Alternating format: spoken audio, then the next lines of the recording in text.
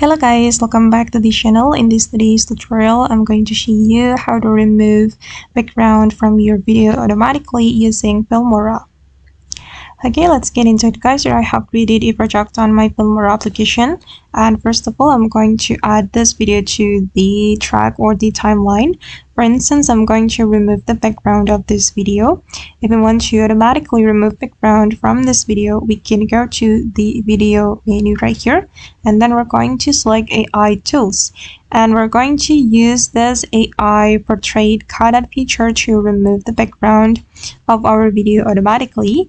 We just need to activate the feature like this, and then the background will be removed automatically. As you can see guys, that the background of my video has been removed, and I'm going to play the video to show you the final result. Okay, and after you remove the background, you can add outline if you want.